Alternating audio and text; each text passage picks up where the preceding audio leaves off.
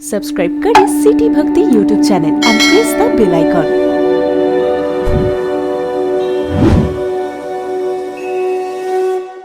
मैंने अज्ञानवश बहुत अनुचित व्यवहार किया।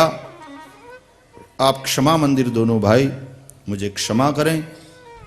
जय जय जय जय रघुकुल केतु कहते हुए भृगुपति अपने शस्त्रों को सौंप कर प्रभु को और वन में चले गए तपस्या करने के लिए। तो यहां पर परशुराम जी का समर यज्ञ भी परिपूर्ण हुआ। समर यज्ञ, युद्ध का, युद्ध रूप यज्ञ, जो क्षत्रियों के, अधर्मी क्षत्रियों के विनाश का जो एक मिशन उठा रखा था, वो यहां पर पूरा हो गया कि नहीं, अब शस्त्र सौंप दिए प्रभु को कि नहीं, अब आगे वाली बात, आगे वाला जो कार्य है प्रभु श्री राम संभालेंगे। समर यज्ञ की पूर्णाहुति हो गई। तो तीन महापुरुषों के तीन यज्ञ को भगवान श्री राम जी ने इस यात्रा में संपन्न कराया है। विश्वामित्र जी के यज्ञ को संपन्न कराया और जनक जी का धनुष यज्ञ संपन्न हुआ। परशुराम जी का समर यज्ञ भी प्रभु श्री रामभद्र की कृपा के द्वारा संपन्न हुआ। परशुराम जी महाराज स्तुति करके, अपने शस्त्र सौंप करके जब वन में चले गए तपस्या करने, तब अभिमानी राजा सब डर गए कि ओ हो, जो हमारे क्षत्रियों का काल परशुराम जी महाराज, वो श्री राम की स्तुति करने लगे, श्री राम जी से क्षमा मांगे, प्रणाम किए और चले गए। तो अब पता चला कि राम कौन है। राम जी के इस प्रभाव को, इस प्रताप को देख करके अभिमानी राजा डर गए, भाग गए, वहां से चले गए अपने अपने घर की ओर। जिसको जो भी पहली बस मिली, जो ट्रेन मिली, सब रवाना हो गए। और जो सज्जन राजा थे वो वहीं रुक गए सीताराम जी के विवाहोत्सव का दर्शन करने के लिए। वो वहीं रुके। देवन दीनी दुंदुभी, देवन दीनी दुंदुभी, प्रभु पर बरसहि फूल, हर्षे पुर नर नारी सब, मिटी मोहमय सूल। अति गह गहे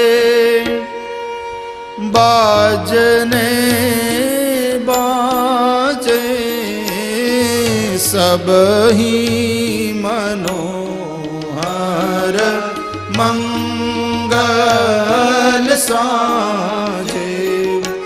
जूथ जूथ मिली सुमुखी सुनयनी, करही गान कल कोकिल बयनी। सुख विदेह कर बरनी न जाई, जन्म दरिद्र मनहु निधि पाई। विगत त्रास भई सिय सुखारी, जनु विधु हृदय चकोर कुमारी। जनक कीन कौशिक ही प्रणामा, प्रभु प्रसाद धनु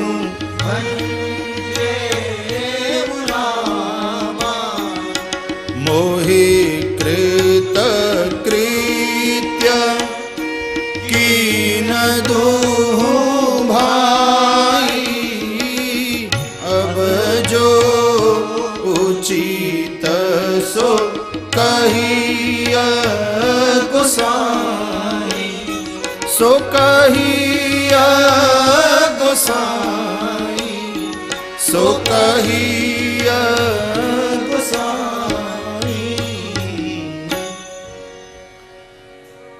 बाजे बजने लगे, सब मनोहर मंगल साज सजने लगे।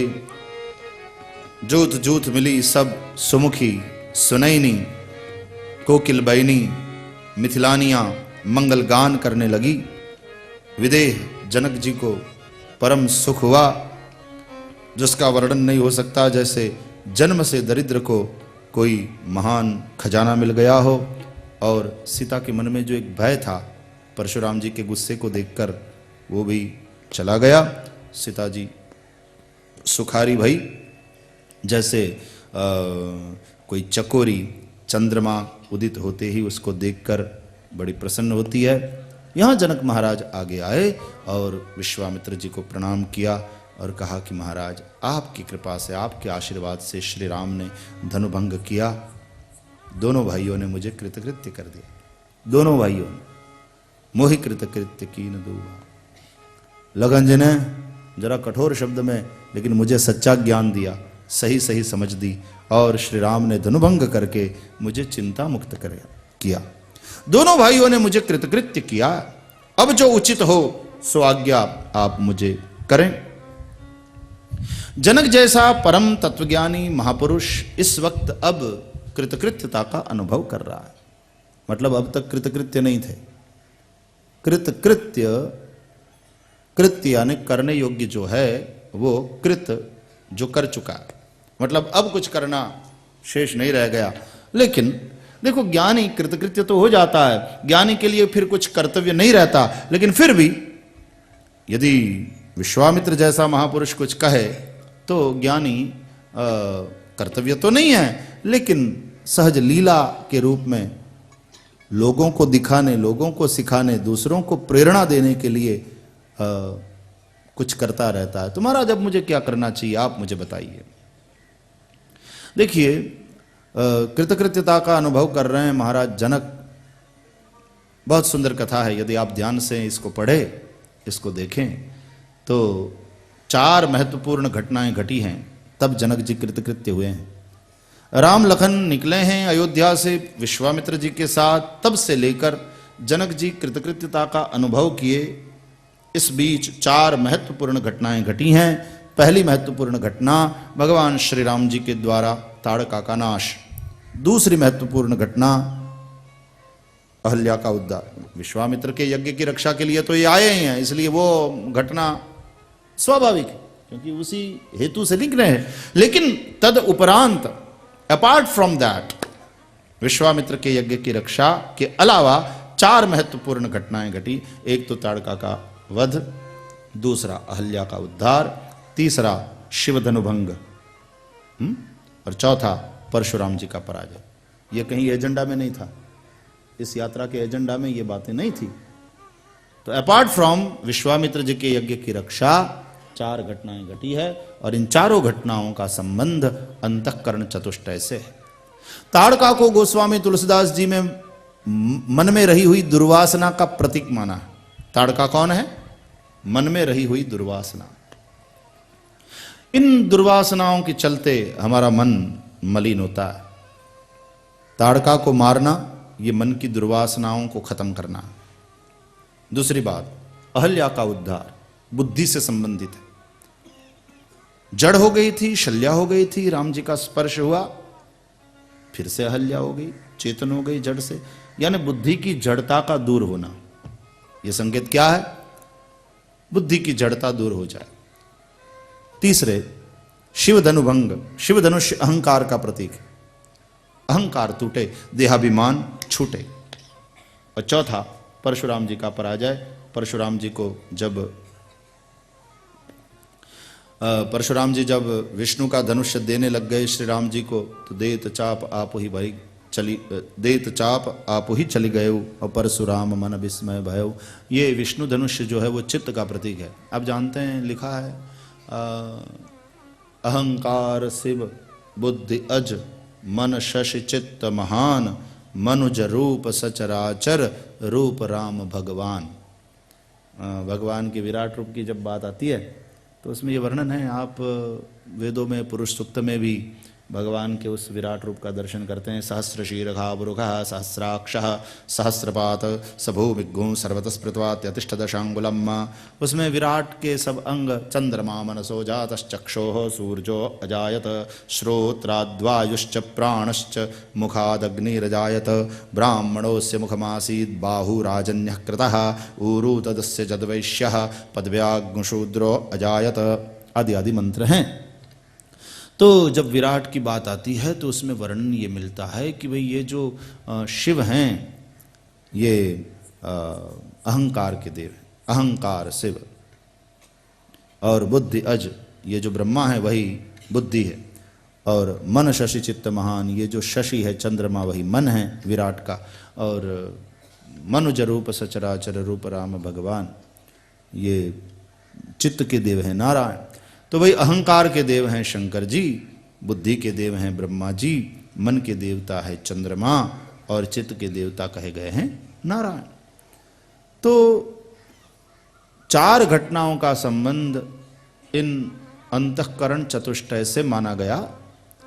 तो ताड़कावध का संबंध है मन से, अहल्या के उद्धार का संबंध है बुद्धि से, और शिवधनु भंग का संबंध है अहंकार से, और परशुराम जी के पराजय का संबंध है चित्त से। तो इस प्रकार मन बुद्धि चित्त और अहंकार की बातें हैं। मन मतलब ये हुआ कि मन की जो दुर्वासना रूप ताड़का है वो जब खत्म हो जाएगी मन शुद्ध हो जाएगा। फिर अहल्या का उद्धार यानी मन की जो जड़ता है वो बिना राम तत्व के स्पर्श के दूर नहीं होती। भाई हम बुद्धिमान तो बहुत हैं, लोग बहुत मिल जाएंगे आपको, बड़े बड़े पंडित ज्ञानी विद्वान हाईली लिटरेट पीपल, बड़े बुद्धिमान, लेकिन जिनकी बुद्धि को राम तत्व का स्पर्श हुआ हो ऐसे बुद्धिमान कितने हैं समाज में। तो यहां और जब तक राम तत्व का स्पर्श नहीं हुआ तब तक बुद्धि जड़ है। तो बस वो जड़ता एक दुराग्रह आ जाता है, मन में जड़ता आ जाती है, कहते हैं काहे का भगवान, God is not logical. Those who are rationalist, they say God is not logical. God is the most illogical thing in the world. वे मानते नहीं, क्योंकि लॉजिक के द्वारा, बुद्धि के तर्क के द्वारा परमात्मा प्रमाणित नहीं होता। तो वे कहते हैं कि we believe that there is nothing like God. तो उनका बस दुराग्रह हो जाता है, परमात्मा नहीं है। अच्छा भाई तुमने देख लिया, कोने कोने में खोज लिया, कण कण में देख लिया, तब कह रहे हो कि परमात्मा नहीं है। बोले ना हम खोजने तो नहीं गए, लेकिन we believe that there is nothing like God. तो ये तो मान्यता हुई, और मान्यता सत्य नहीं हुआ करती। मान्यता में और सत्य में बहुत फर्क है। तुमको सत्य की अनुभूति तो नहीं हुई है, तुम तो मान्यता में अटके हो। और दूसरा है जो मानता है कि ईश्वर है, तो ये भी मान्यता है।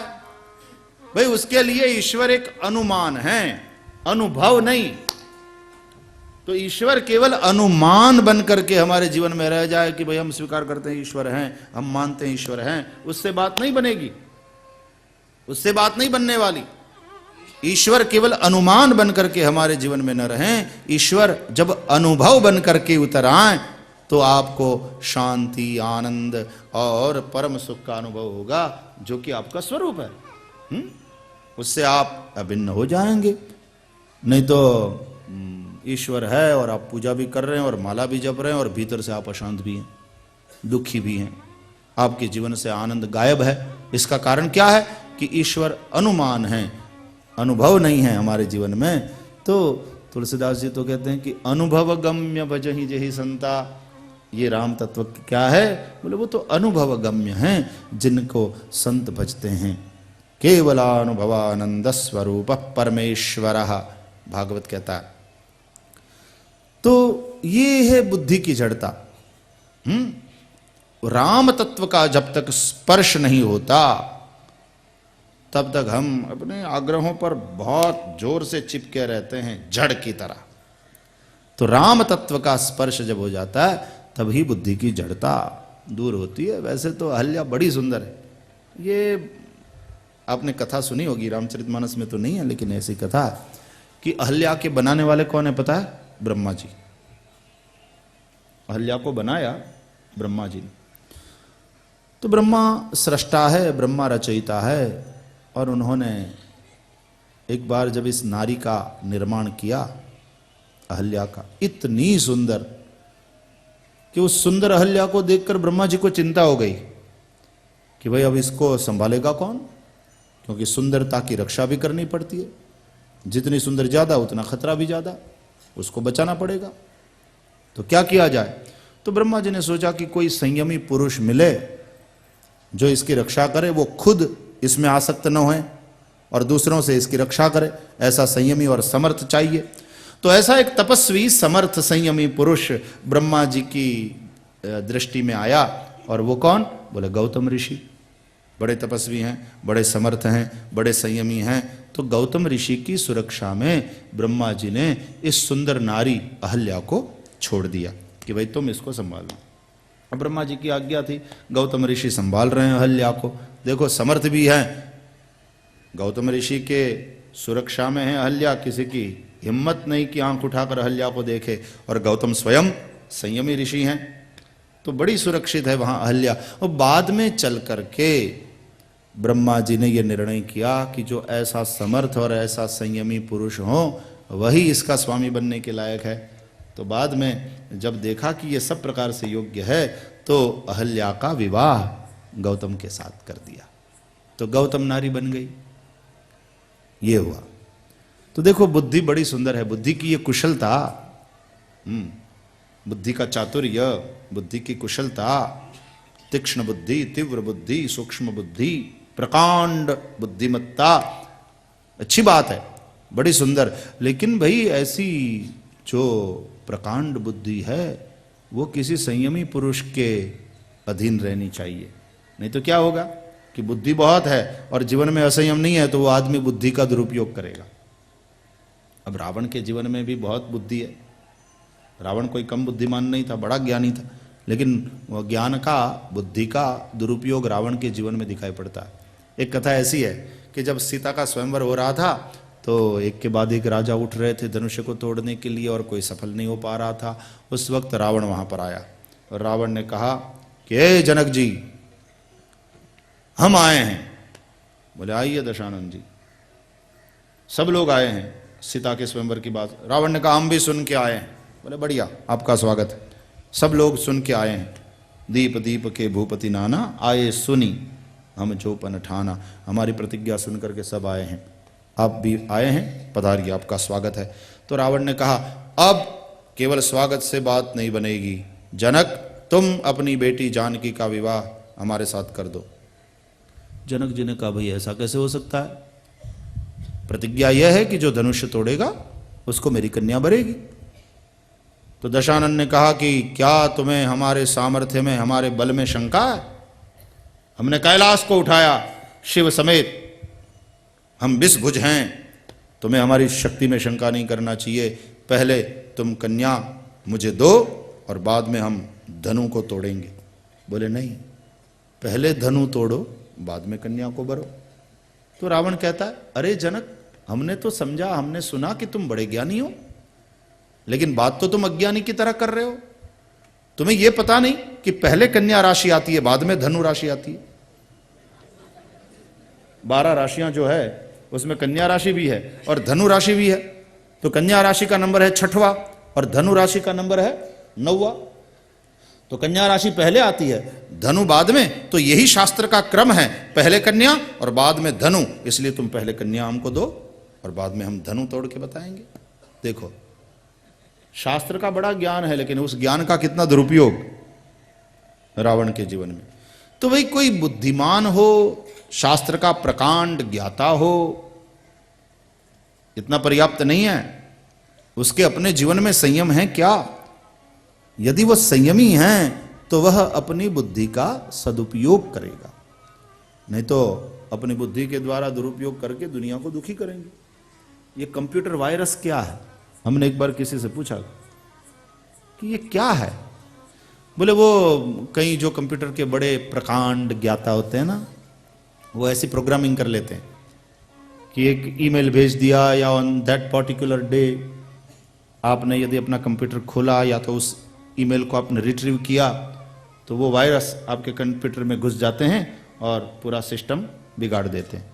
तो देखो वायरस को, जंतु को पैदा करने वाले बुद्धिमान लोग, कंप्यूटर के ज्ञाता, तो यह है ना, बुद्धि का दुरुपयोग हुआ। तो केवल हम बुद्धिमान हो यही पर्याप्त नहीं है, साथ में संयम चाहिए, भीतर एक सद्भाव चाहिए। तो गौतम को दे दिया कि भाई यही इसका स्वामी बनने के लायक है, लेकिन वो ये रूप गर्विता एक बार भान भूल गई, गलती हो गई, और देवराज इंद्र जब उसके स्वरूप में मोहित हो गया और वो गौतम का रूप लेकर के आया, तो देखो ये महिलाओं में कमजोरी होती है, एक माताएं माफ करना, लेकिन ये कमजोरी होती है। जब कोई उसकी सौंदर्य का जब बखान करने लग जाए तो ऊपर से भले ही वो रोष प्रदर्शित करे, लेकिन मन ही मन कहीं किसी कोने में, अंतर के, हृदय के गहराई में उसको अच्छा लगता है कि मेरे सौंदर्य से कोई प्रभावित है। ये कमजोरी, और वही कमजोरी कभी उसको कमजोर बना देती है। तो वही देवताओं का राजा सुरपति मेरे सौंदर्य में इतना मोहित, तो ये नहीं कि गौतम ने केवल सोच समझ, बिना सोचे समझे शाप दे दिया। दंड देते इंद्र को, इसमें अहल्या का क्या दोष था?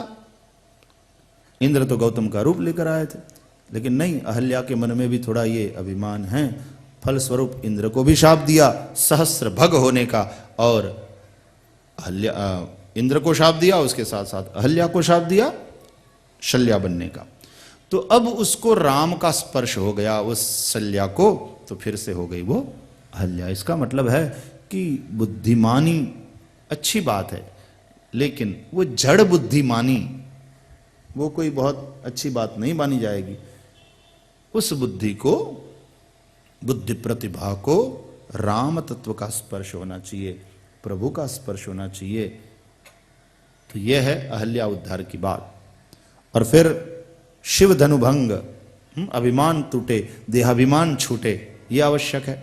जब तक देहाभिमान से प्रेरित होकर के हम संसार में कर्म करते रहेंगे, तब तक हमारे जीवन में कर्म की कभी समाप्ति होनी ही नहीं है, कभी कृतकृत्य हम होने ही नहीं है। इसलिए देहाभिमान छूटे, और ये तीन बातें यदि जीवन में हो गई सिद्ध, साकार, चरितार्थ, तो जो चौथी बात है वो अपने आप हो जाएगी कि देत चाप आप ही चली गए और परशुराम मन विस्मय भयऊ। ये जो विष्णु का धनुष्य है वो परशुराम जी जब देने लग गए राम जी को, तो वो अपने आप चला गया राम जी के पास। इसका मतलब है कि चित्त का प्रतीक है ये विष्णु का जो धनुष्य है वो। तो चित्त, ये जो योग के लिए हम इतना प्रयास करते हैं, पुरुषार्थ करते हैं, बड़े बड़े योगी यम नियम आसन प्राणायाम प्रत्याहार धारणा ध्यान आदि आदि लंबी चौड़ी कसरत करते रहते हैं, फिर भी चित्त भगवान में नहीं लगता। और पतंजलि भगवान से पूछा कि योग क्या है, तो भगवान पतंजलि ने कहा योगश्चित्तवृत्ति निरोधः। योग क्या है? बोले चित्तवृत्ति का निरोध। चित्तवृत्ति भगवान में लग जाए उसी का नाम योग है। लेकिन वो चित्तवृत्ति भगवान में लगाते लगाते महाराज कितनी कसरत, कितनी मेहनत करना पड़ती है, यम नियम आसन प्राणायाम आदि करते करते, और फिर भी योगी कभी पथभ्रष्ट हो जाते हैं, लक्ष्यच्युत हो जाते हैं, योगी का पतन भी हो जाता है। लेकिन यहाँ ये तीन बात जैसे ही हुई तो चौथी बात अपने आप हो गई। क्या? बोले देत चाप आप ही चले गए, अपने आप ये धनुष्य राम जी के पास चला गया। ये विष्णु का धनुष्य चित्त का प्रतीक है, तो वो अपने आप भगवान विष्णु, भगवान नारायण, भगवान श्री राम के पास चला गया, उसमें लग गया। इसका मतलब है भाई बुद्धि में जो दुर्वासना रूपी ताड़का है वो खत्म हो जाएगी, मन में जो दुर्वासना रूपी ताड़का है वो खत्म हो जाएगी। बुद्धि की जड़ता राम की कृपा से, राम स्पर्श प्राप्त करके दूर हो जाएगी। जब देहाभिमान रूप धनुष टूट जाएगा तो भैया चित्त तो अपने आप श्री राम में लग जाएगा, फिर लगाना नहीं पड़ेगा, चित्त अपने आप प्रभु में लग जाएगा और लगा रहेगा। और जब ये चार बात हमारे जीवन में सिद्ध हो जाती है तो जनक जी की तरह हम भी कृतकृत्यता का अनुभव करते हैं। मोहि कृतकृत्य की न दहु भाई, अब जो उचित सो कहिए गोसाई। अब जो उचित सो आज्ञा करिए महाराज। तब विश्वामित्र जी बोले, जनक जी टूटत ही धनु भयो विवाह। धनुष्य टूटते ही विवाह तो हो गया, इसलिए कल धनुष्य टूटते ही हमने विवाह करा दिया। तो फिर आज ये कथा क्यों? अब विवाह की कथा आएगी इसमें। तो कोई